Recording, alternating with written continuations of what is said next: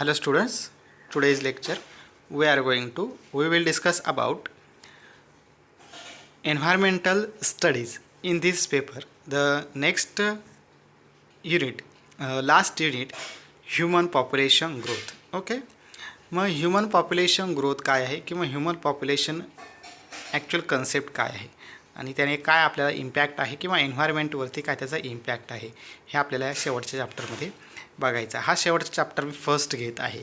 Okay, त्यामध्ये आता first human population growth म्हणजे काय आणि कसं ते आहे किंवा त्याचं कंट्रोल मेजरमेंट काय आहे. Then environmental impacts of population growth. मग एन्व्हायरमेंटवरती त्याचा काय इम्पॅक्ट होतो आहे त्यामध्ये फर्स्ट आता big societies consume more resource compared to small ones. Okay, मग जर मोर सोसायटीज किंवा जेवढी मोठी सोसायटीज असेल, जेवढे ह्युमन पॉप्युलेशन असेल एखाद्या सोसायटीमध्ये तेवढं काय होईल त्याला रिसोर्स प्रोव्हाइड करावे लागेल. आणि स्मॉल कम्युनिटीज जर असेल, स्मॉल सोसायटी असेल तर तिला काय लागेल कमी रिसोर्स लागेल किंवा कमी फूड मटेरियल, कमी त्याच्या काय असतील प्रायोरिटीज असतील. म्हणजे काय स्मॉलपेक्षा बिग सोसायटी जी आहे तिला काय लागेल ॲज कम्पेअर्ड टू जास्त मटेरियल किंवा जास्त त्याची डिमांड काय करावं लागेल प्रोव्हाइड करावी लागेल. Then patterns of consumption and choice of the technology may result in more environmental impacts compared to number of the people. मग एन्व्हायरमेंटल इम्पॅक्ट जो आहे तो काय होतं आहे आता कन्झप्शन ऑफ चॉईस. मग तिथं काय पॅटर्न, कोणता पॅटर्न तिथं यूज करायचा. जर कमी जर पॉप्युलेशन असेल तर तिथं काय असेल वेल डेव्हलपमेंट करता येईल आणि तिथं काय करता येईल वेल प्रोव्हाइड ज्या फॅसिलिटीज असतील त्या फॅसिलिटीज त्याला वेल प्रोव्हाइड करता येतील. म्हणजे जर पॉप्युलेशन जास्त असेल तर तिथं फॅसिलिटीजची काय येईल डेफिशियन्सी होईल. ओके, आणि जर एन्व्हायरमेंटमध्येच जर ऑलरेडी तो सब्जेक्ट किंवा ते जी डिमांड आहे ते डिमांड जर कमी असेल, त्याची डिफिशियन्सी असेल तर ते ह्युमन बिईंगला किंवा त्या बिग सोसायटीला प्रोव्हाइड करणं किंवा मॅनेजमेंट करणं काय होऊ शकतं प्रॉब्लेमॅटिक होऊ शकतं. म्हणजे ते मग किती नंबर ऑफ पीपल्स आहेत त्याच्यावरती डिपेंड आहे की त्याचं कन्झप्शन अँड चॉईस कसं त्याला प्रोव्हाइड करायचं आहे.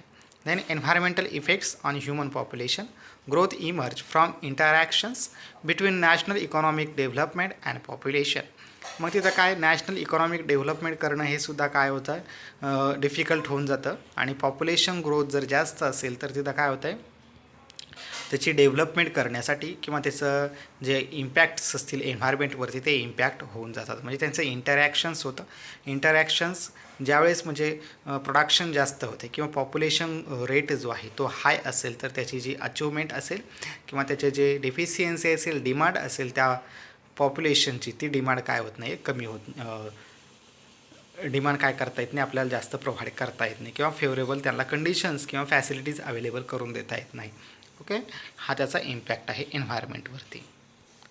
Then environmental impacts on population growth. मग पुढं असं म्हटलं over consumption of resource depletes non renewable resources. म्हणजे नॉन रिन्युएबल रिसोर्स आहेत त्यांचं काय करणं कन्झम्पशन आणि रिसोर्स अवेलेबल करून देणं हे काय होतं एक प्रश्नचिन्ह किंवा एक प्रॉब्लेमॅटिक तिथं कन्सेप्ट क्लिअर होतो.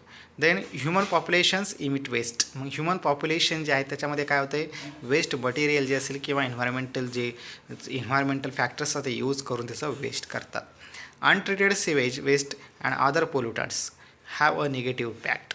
मग जे ह्युमन पॉप्युलेशन जर साईज जास्त असेल किंवा लॉट ऑफ ह्युमन पॉप्युलेशन झालेलं असेल तर काय होतं तर वेस्ट सिवेज जे आहे त्याचं प्रोडक्शन जास्त होतं. त्यानंतर पोल्युटंट जे आहेत त्याचासुद्धा काय होतं त्याचं एक स्फोट अशा प्रकारे होत जातो आणि त्याचं निगेटिव्ह इम्पॅक्ट एन्व्हायरमेंटवरती होतो. Disrupt the natural ecosystem. मग नॅचरल इकोसिस्टीम जी आहे ती पूर्ण काय होते डॅमेज होते, पूर्ण ती हळूहळू डॅमेज व्हायला त्याची सुरुवात होते आणि त्याचं जे स्ट्रक्चर आहे इकोसिस्टीमचं ते इकोसिस्टीमचं स्ट्रक्चर काय होतं आहे तिथं कोलॅप्स होण्याचे चान्सेस जास्त असतात. हा इम्पॅक्ट ह्युमन पॉप्युलेशन ग्रोथचा एन्व्हायरमेंटवरती होऊ शकतो. Countries with human population growth decline characterised bye.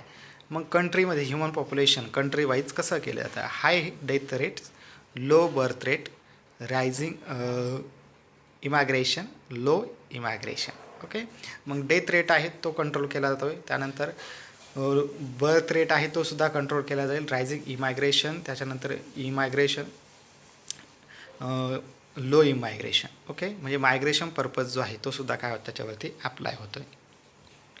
Then increase in food demand, मग जिथं जास्त काय ह्युमन पॉप्युलेशन असेल किंवा अदर कम्युनिटीजचं पॉप्युलेशन जर जास्त असेल तर काय होतं तिथं फूडची डिमांड तिथं इन्क्रीज होते. अफेक्ट्स ग्लोबल फूड प्रोडक्शन, मग ग्लोबल फूड प्रोडक्शन हे जे आहे याच्यावरती काय होतं आहे अफेक्ट होतं आहे. Some countries have experience decline in the human population, मग सम कंट्रीज म्हणजे काही कंट्रीमध्ये त्याचा काय झालेलं आहे एक्सपिरियन्स घेतलेला आहे की जास्त पॉप्युलेशन असेल तर काय प्रॉब्लेम होतात आणि कमी पॉप्युलेशन्स असेल तर हँडलिंगसाठी प्रॉब्लेम होतो आहे की नाही होतो आहे. Okay, then this includes Germany, Puerto Rico, Moldova, Georgia, Bulgaria and अक्राईन.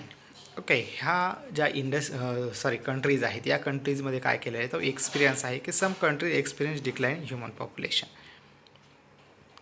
Then global population growth has increase over the past 100 years. मग पॉप्युलेशन ग्रोथ जो होता तो काय झाला 100 वर्षापूर्वी कमी होता, पण 100 वर्षानंतर त्याचा काय झालेला आहे इन्क्रीज होत गेलेला आहे. Human population is projected in increase from 6.7 billion in 2006 to 9.2 billion by 2015. Okay, म्हणजे 2006मध्ये किती होता 6.7 होता, तर 2050पर्यंत किती होऊ शकतो आहे 9.2 एवढा काय होऊ शकतं ह्युमन पॉप्युलेशन इन्क्रीज होऊ शकतं. Then largest population increase in globe is in India, China and South East Asia representing 60%. तर त्यापैकी China and South Asia and India याच्यामध्ये काय 60% पॉप्युलेशन काय झालेलं आहे आत्तापर्यंत इन्क्रीज झालेलं आहे. Then next environment and human health, मग एन्व्हायरमेंट आणि ह्युमन हेल्थचा रोल आहे. ओके, मग ह्युमन हेल्थला काय प्रॉब्लेम होतो आहे किंवा एन्व्हायरमेंटला ह्युमन हेल्थचं कसं कम्पॅरिझन केलं जात आहे. जर जास्त पॉप्युलेशन झालेलं असेल तर एन्व्हायरमेंटला काय प्रॉब्लेम होतो आणि ह्युमन हेल्थला काय त्याचा प्रॉब्लेम होतो आहे. Environment and human health are intricately related, म्हणजे हे एन्व्हायरमेंट आणि ह्युमन हेल्थ किंवा ह्युमन हे काय आहेत दिस इज अ लिव्हिंग ऑर्गॅनिझम आणि एन्व्हायरमेंट हा त्याचं काय त्याचं सराउंडिंग आहे, इकोसिस्टीम आहे. ओके, म्हणजे दोन्ही एकमेकांवरती काय आहे डिपेंड आहेत. A good environment is an indication of healthy human beings and a develop nation. Okay, मग गुड हेल्थ किंवा गुड एन्व्हायरमेंट जिथं झालेलं आहे किंवा हेल्दी ह्युमन जिथं डेव्हलप आहेत ते काय आहे एक एक्झाम्पल आहे डेव्हलप नेशनचं. Okay, then now polluted atmosphere has become a serious threat to the very existence of human species. मग याच्यामध्ये काय पोल्युटेड ॲटमॉस्फिअर जर असेल तर तिथं काय होतं ह्युमन स्पेसीजला अफेक्ट होतं आहे, त्यानंतर एन्व्हायरमेंटवरती सुद्धा अफेक्ट होतं आहे. Pollution growth and intensification of man's activities on various front like agricultural development, urbanisation and industrialisation all over the world have created hazards of environment. मग पोल्युशन ग्रोथ रेट का होतं increase होतं आहे कारण त्याच्यामध्ये मॅन ॲक्टिव्हिटीज जे आहेत मग त्याच्यामध्ये ॲग्रिकल्चरल डेव्हलपमेंटसाठी काही त्यांनी केमिकल यूज केलेले असतील किंवा काही त्याचं अर्बनायझेशन केलेलं असेल किंवा इंडस्ट्रियलायझेशन केलेलं असेल. मग इंडस्ट्रियलायझेशन थ्रू एन्व्हायरमेंटल पोल्युशन कसं होतं आहे, मग एअर पोल्युशन होतं आहे, नॉईज पोल्युशन होतं आहे. ह्या ज्या ह्युमन ॲक्टिव्हिटीज आहेत त्या ह्युमन ॲक्टिव्हिटीज काय करतात created a hazards of environment, मग एन्व्हायरमेंटला ते हजार्ड्स प्रोव्हाइड करण्याचं काम करतात. नेक्स्ट एन्व्हायरमेंटल फॅक्टर्स, मग काय ते फॅक्टर्स आहेत ज्याच्यावरून काय होऊ शकतं ह्युमन हेल्थ आणि एन्व्हायरमेंटला काय होऊ शकतो आहे इफेक्ट होऊ शकतो आहे.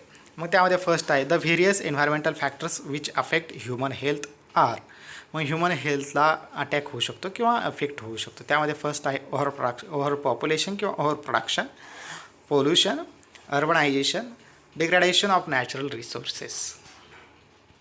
देन फर्स्ट आहे over population. Population explosion is the most important cause of all environmental problems.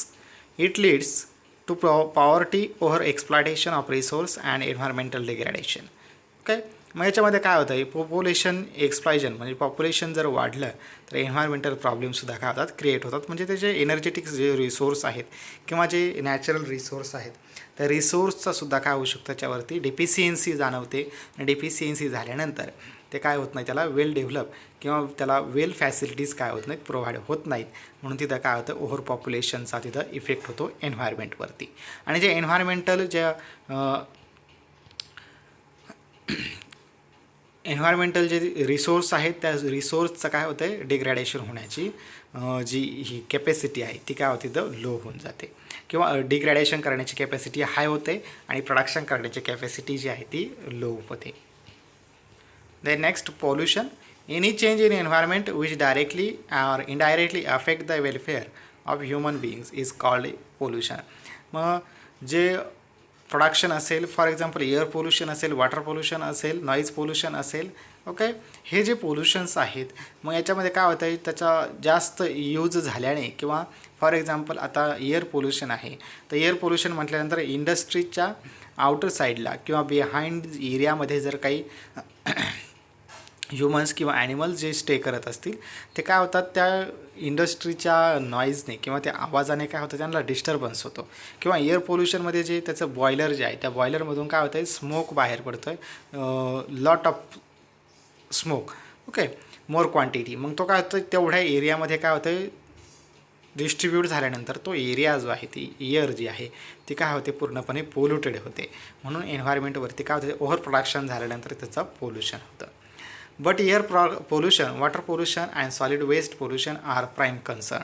मग याच्यामध्ये फर्स्ट आहे एअर पोल्युशन आहे, वॉटर पोल्युशन आहे, सॉलिड वेस्ट पोल्युशन आहे. हे काय होतं आहे, हे पोल्युशन तिथं डेव्हलप होतात. Other kinds of pollution like nucleus hazards also cause problems related to the health. मग हे पोल्युशन्स जे आहेत ते पोल्युशन्स काय करतात, ह्युमन हेल्थला हजार्ड्स प्रोव्हाइड करण्यासाठी किंवा हजार्ड्स क्रिएट करतात. ओके.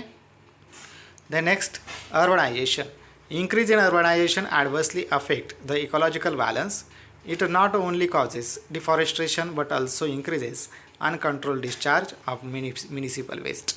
अर्बनायझेशन मीन्स वाढ, त्याच्यामध्ये काय केलं जातं आहे, मग इंडस्ट्रियलायझेशन आपण त्याला म्हणू शकतो किंवा जे सिटी डेव्हलपमेंट आहे किंवा मॅनेजमेंट आहे ते अर्बनायझेशनच्या हेल्पने केलं जातं. मग तिथं जे ट्रीज असतील किंवा फॉरेस्ट असतील ते फॉरेस्ट काय केलं जातं, कट आउट करून तिथं वेल डेव्हलपमेंट ह्युमन कम्युनिटीज किंवा ह्युमन ॲक्टिव्हिटीज तिथं क्रिएट केल्या जातात. आणि त्या म्युनिसिपल वेस्ट हे सुद्धा काय होतं, ते जास्तीत जास्त यूज होतं किंवा त्याचा अनकंट्रोल असतो. म्हणून तिथं काय होतं, अर्बनायझेशन हा सुद्धा काय करतो, एक फॅक्टर आहे तो ह्युमन हेल्थ अँड एन्व्हायरमेंटवरती काय करतो आहे, इम्पॅक्ट करतो आहे. Most Indian cities have about 40% population, which leads to deteriorate life quality and poor health service and flourishing a communicable diseases. Okay, मग 40% पॉप्युलेशन इतकं तिथे इन्क्रीज झालेलं आहे इन इंडियामध्ये. तर त्याच्यामध्ये काय होतं आहे, क्वालिटी ऑफ लाईफ ही काय होते, पूर्णपणे लाईफ क्वालिटी पूर्णपणे काय होते, पुअर किंवा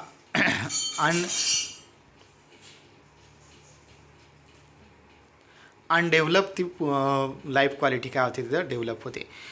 त्यानंतर म्हणजे तिला फॅसिलिटीज अवेलेबल होत नाही. त्याच्यानंतर कम्युनिकेबल डिसीजेस जे होतात ते सर्व्हिस फ्लरिशिंग, त्यानंतर हेल्थ सर्व्हिस काय करणं, त्यांना प्रोव्हाइड करणं काय होत नाही, शक्य होत.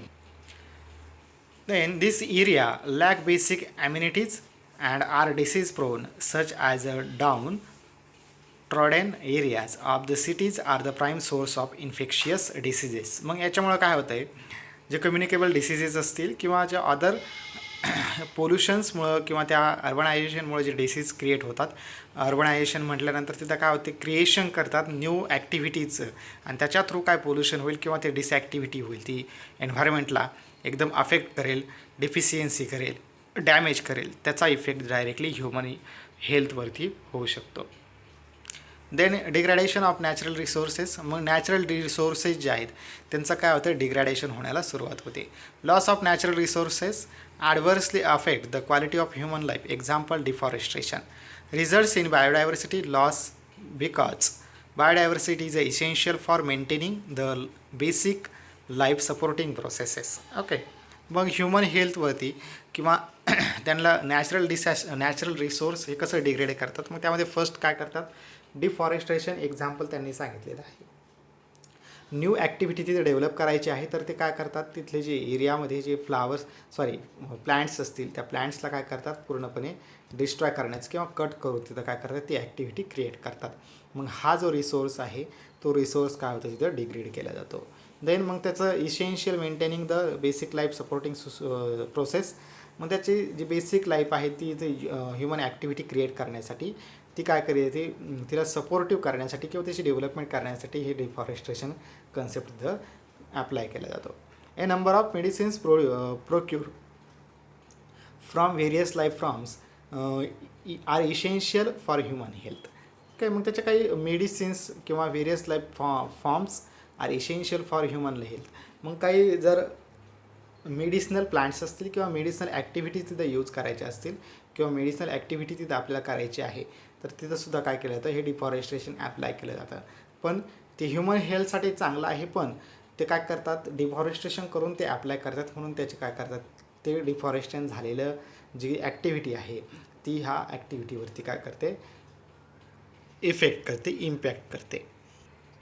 The next child labour eradication scheme. मग याच्यामध्ये ह्युमन वेलफेअरवरती काय अफेक्ट होतं आहे. To shift the child labour from hazards industries to school. मग जिथं काय होतं ते अर्बनायझेशन केलं जातं, इंडस्ट्रियलायझेशन केलं जातं, इंडस्ट्री एरियाज क्रिएट केला जातो. मग त्या आसपासच्या त्या आउटसाईडला जे पीपल्स किंवा जे ह्युमन बिईंग किंवा ह्युमन पॉप्युलेशन किंवा ह्युमन कम्युनिटीज आहे, सोसायटीज आहे, तिथले जे काय करतात, चाइल्ड लेबर म्हणजे जे लहान लहान मुलं आहेत त्यांना काय होतं, तिथं कामावर जाण्यासाठी काय करतात, भाग पाडतात किंवा कामावर जाण्यासाठी त्यांना तिथं फोर्स केला जातो. Then mid day meal scheme. Primary school are provided free mid day meal.